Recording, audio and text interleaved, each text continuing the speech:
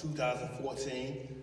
And since then, I've been working vigilantly in the field to bring more attention and greater public awareness to the issue of wrongful conviction in each state, because we have an epidemic of wrongful conviction based on poor forensic science, sometimes and prosecutorial misconduct. Deoxynucleic acid. That's, thank you. You go.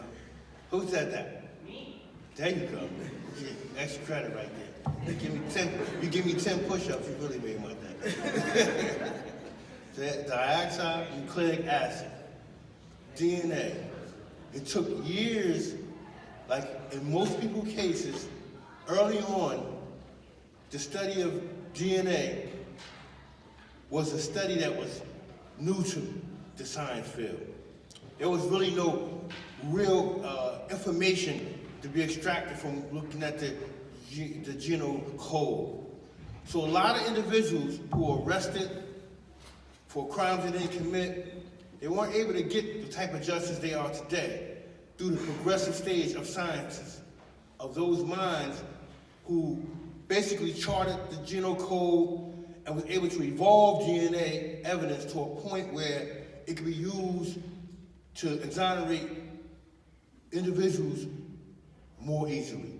DNA now, they can use it to find fossils and give you the age of this fossil. This fossil is a million years old through the DNA code.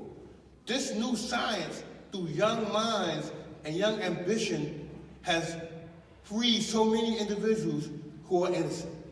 I am one. When you talk about being wrongfully imprisoned through forensic science, through other pathologies, using other methods, you talk about a wide range of information. You talk about an area that encompasses the whole criminal system, because forensic science is designed to help investigate both criminal and civil cases.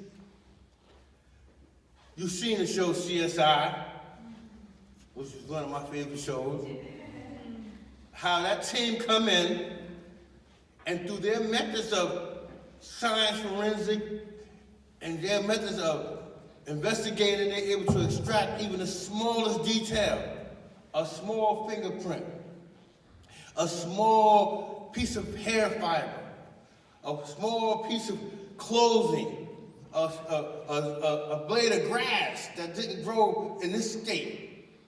You know, they're able to lend that type of information to a field that is necessary to help bring justice. When you go in a courtroom, you very seldom see the forensic scientist, the mind behind that. Now I'm gonna give you a story, a personal story. In my case, I spent 17 years wrongly convicted. 9 of those years, the prosecutor in my case continuously refused to turn over the DNA material I needed to help exonerate myself.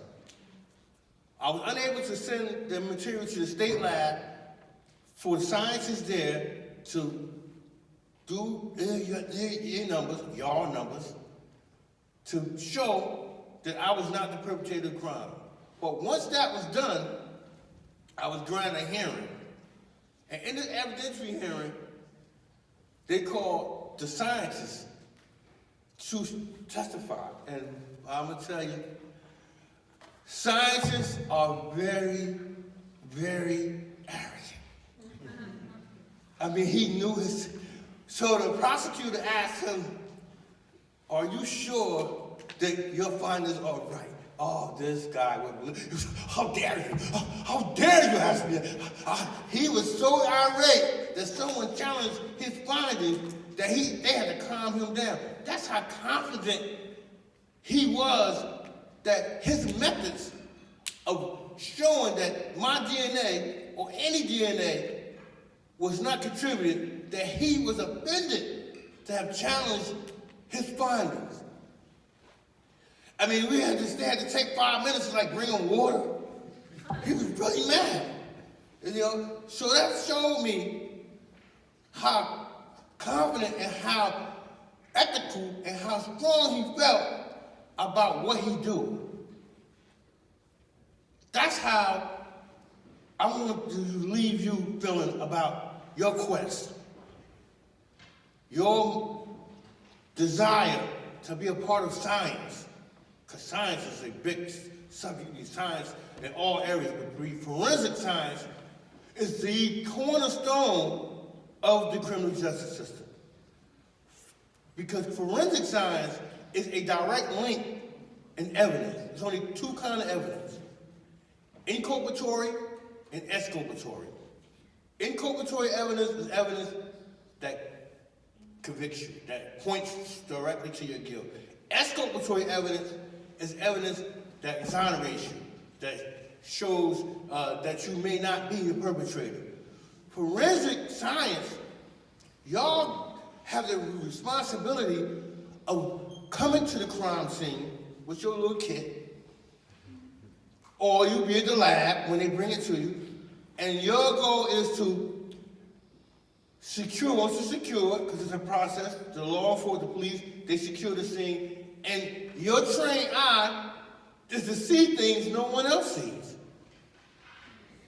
Is to be able to extract information that no one else sees. Oh, don't move. What is that? To someone else, it may just be a piece of something blowing in the ground, but in your mind, your training has shown you that every little item plays a part to figure out how this is matched. Your coding system that you use will allow you to see things and point out evidence that could possibly point to a person's guilt or innocence. So right now, you may not see it or know it at this point because you're young, you're full of energy, which is amazing. But you may not see right now the importance of what part you are playing in this quest to learn science. How much you are relied on. Y'all, it's an expectation. You're in this amazing school, provided with this amazing opportunity to learn a topic that no one else may not know. A conversation y'all can have that no one else can have. And at this point, it's expected that by the time y'all reach that pivotal stage where you're off to college, that y'all are going to be the ones who contribute to the world, the next stages. In this room is the brilliant minds of the next stages of forensic science.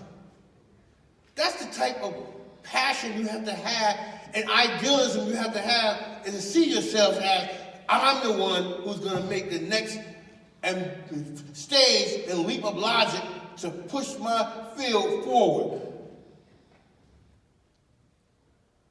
That's how serious this is. That's how important you are, and that's how rare you are. Because without your minds in this subject of study, I would still be in prison, wrongfully. I would still be there without the minds in which that y'all have set forward. Let me tell you a little bit about my imprisonment. I was in Broadway prison. You know what I'm saying? Broadway in New Jersey, you see it from the movies, but in real life, that's a very hostile environment. And in that environment, you have to, we talked about it. I spoke with your teacher, one of the experiences I had. Well, you say you're innocent. But guess what? Every prisoner in there is saying the same thing. Even the guy that's guilty. You're like, yo, what you in for? Oh, yeah, he set me up. What you in here for? The man got me here. What you in for? I ain't do it. And so you have to find a way to separate yourself from the rest of the prison, the rest of the crowd, which is a very difficult thing because now you have to take on a new kind of courage. You have to be able to swim against the flow of the prison stream.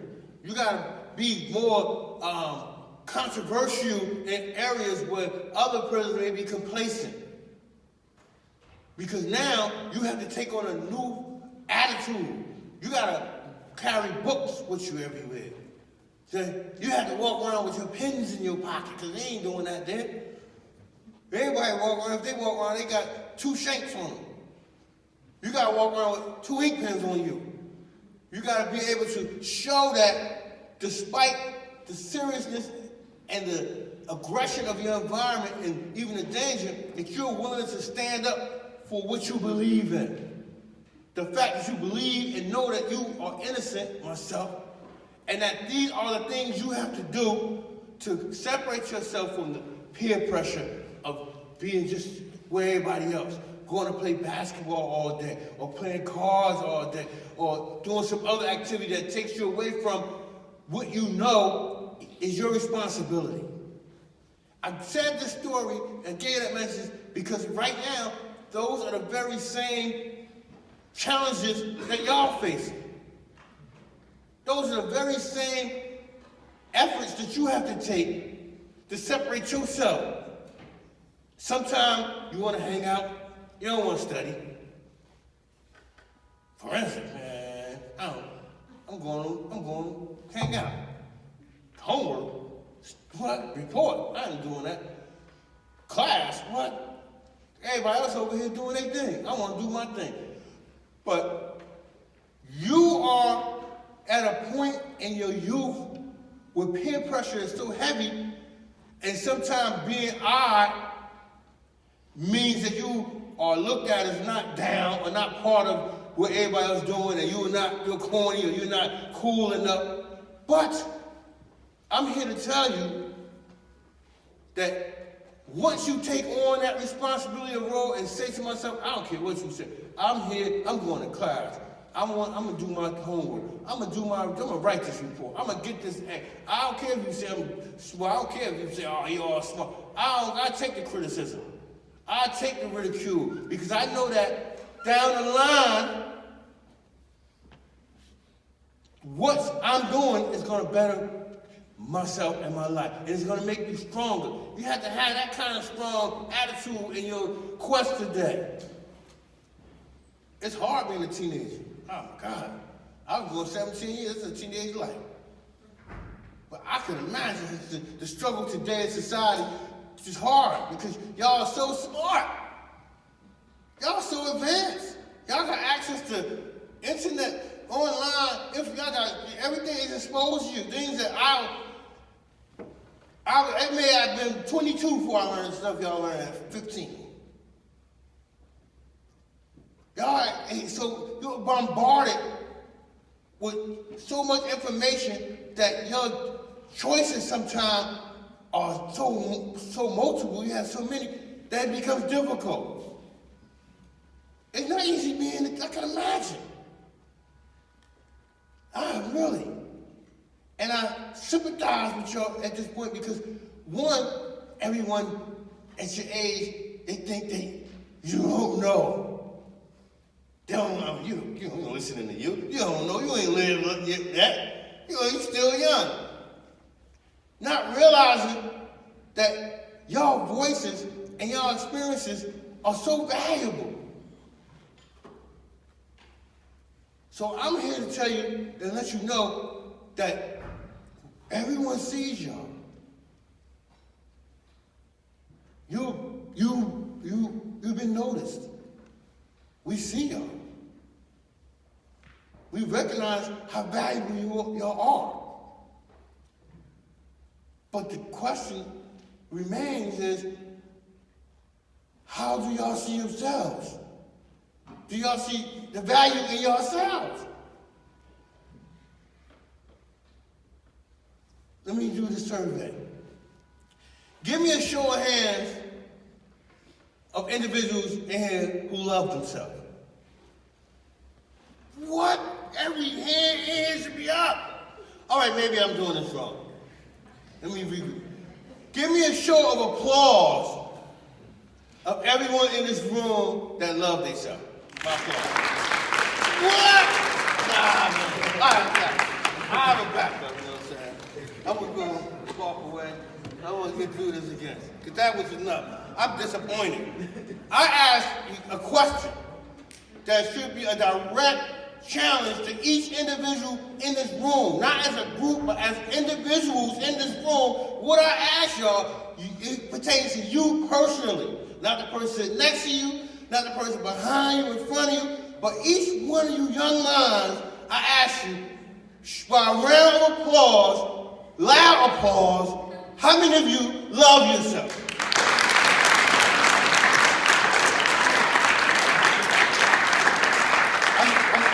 That's better. That's better. But I'm still not satisfied. Excuse me, y'all right here, y'all not clapping. So that, you know what I'm saying? You're not clapping. So I need your participation, because I know you love yourself. I know you love yourself. So now, let's try this again. I need everyone's participation. Everybody should be clapping their hands. By a round of applause, that means clap your hands loudly. How many of you love yourself? Yes! All right, I take it, because I love that energy, you know, so I needed that energy. I need to hear those applause, I need to hear that claps. I needed that. Because that's where it begins. That's where it begins at. Loving yourself. To know that you have something to offer and contribute to the world, even at this young age. Because self-love starts it all. When you love yourself, that's what it is. So keep clapping. You can clap all day. You know what I'm saying? You'll never stop clapping and love yourself. Always, never be afraid to pat yourself on the back. To say, I'm doing a good job. And I love that about y'all. So in getting back to forensic science, now, I'm going to ask a question. What is forensic science? It's like 35 of you just have this no problem. What?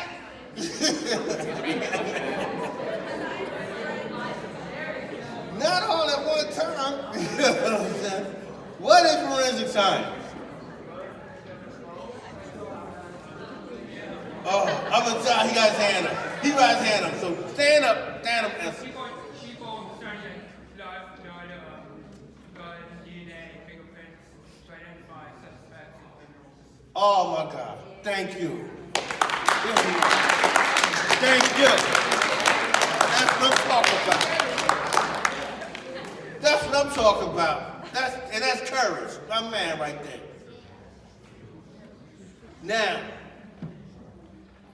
the goal is, through forensic science, the end game is to identify a suspect. Somebody did it. Somebody did that. Your responsibility is to identify a suspect. You know why? Because where there's a suspect, there's a victim. Let me say that again. Where there's a suspect, there's a victim. That means where there's a suspect, there is a victim.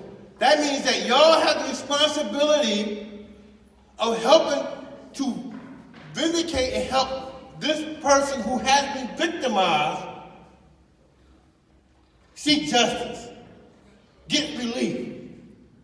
Something has happened to this person that affects their life, their families. And y'all become that part of the process to bring that person, this victim, justice. Because your quest is to use your information, your techniques, to find a suspect. And in that quest, you'll want to find the right suspect. You want to have the right person be punished for that wrong they did to someone else. And that is their major contribution to the system and to the struggle to bring social justice and justice in our society, to help right the wrong. I'm going to use my ability and talent to help right and fight for the wrong. That's what I use my superpower for, to help fight and right the wrong. Those who have been made the forced to sit wrongfully in prison for a crime they didn't commit. That is what I do. That is my passion. Your passion is not greater, is to find a suspect through forensic science, methods, terminology, skills, to bring in a suspect, as eloquently put as this young man right here.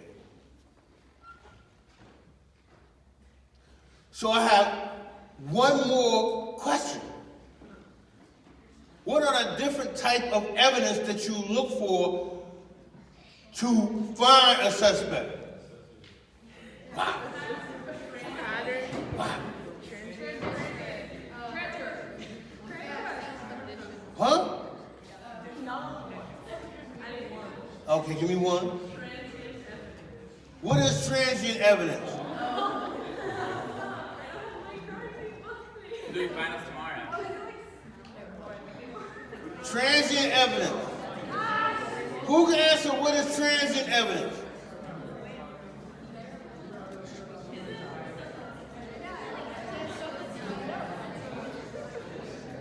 You got one. Okay.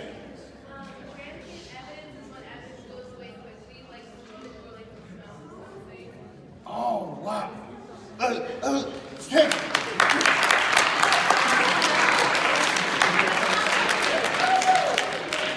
That's what I'm talking. You know what? Okay, associative evidence, and it's like specific to whoever's committed the crime. Like for example, like if there's a murderer, they might collect like the credit card of each person that they murdered, and that would be like associative evidence. Okay, thank you, round of applause. That's what I'm talking about. Transient evidence, associative evidence. What other forms of evidence are there? Patterns. What are that? There we go. Round of applause. There we go. Now give me one more. Give me one more. Transfer evidence. It's when like one like fluid or let's say like a material is onto another like material, so say like blood on like a wall or. Okay, there you go. Give a round of applause. Come on, sir. Now y'all back there. I see no hands back there. I know y'all know some kind of evidence. You know what I'm saying? Now, what about the evidence you left in your room this morning that you don't want your parents to find? That counts too. So let me say, give me some question. What other kind of evidence back there? They're not in for it. Oh, they're not? Well, okay, we're not gonna pass. You're not gonna pass. The high form of evidence is reasonable doubt. So, okay, that's great. Y'all just learned. You just taught me. Y'all just educated me. Thank you. Thank you. You know, somebody asked me, I'm like, who should associated transit evidence? I can share that. That's what I'm talking about. That's what's needed.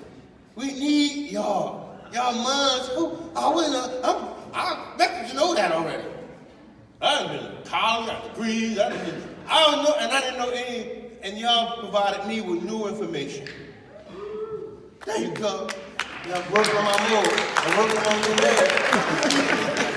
It's on the shoulder, right? It's on the shoulder. We'll see when you shoulder. So, in my quest to make sure that y'all know that y'all are important, and what you're doing as scientists, y'all are scientists in the making, which is one of the most admirable fields help. Now I need a show of hands and applause of all everybody here know they're gonna graduate? Come on, what? Y'all not gonna graduate? One day, okay, even to the class in the back. Y'all may not be seniors. Y'all may not be seniors, or but are y'all gonna graduate? Can y'all join in? I need a show of applause of all those who know that they're gonna graduate. You gonna graduate? Come on over here. Y'all not graduate? All right, because that is the goal, to graduate. That is the goal, to graduate. That is why you're here every day. That's why you come to school and come to class and do your work and know about the different types of forensics and hang out and meet you with your friend to graduate. So when y'all graduation, this senior class, I'm gonna show up. And I'm be like, yeah, they said they were gonna graduate. I'm gonna be there. I'm gonna show up. And I'm gonna be cheering for y'all. Y'all gonna around, I'm gonna have a horn. I'm gonna go hard for y'all. Y'all should get me know the date. June 26th, I'm gonna be here. I'm gonna have the horn. I got y'all. That's a go. That's a go. Y'all, so give me a show of hands who's going to college. Oh, man. That's what's up. All the hands went up with that. Everybody put their hand on this thing. That's what I'm talking about. Take this to the next level. That's next level thinking. That's next level thinking. That's tomorrow thinking. That's what you're here for, to think about the next level. Achieve that. So I'm Rodney Roberts. I think I've shared enough. I learned 2 new moves with the shoulders, to the shoulders. I learned more about forensic science today than I did in all my years in prison. And I'd like to thank y'all for coming. And I had an excellent time meeting y'all.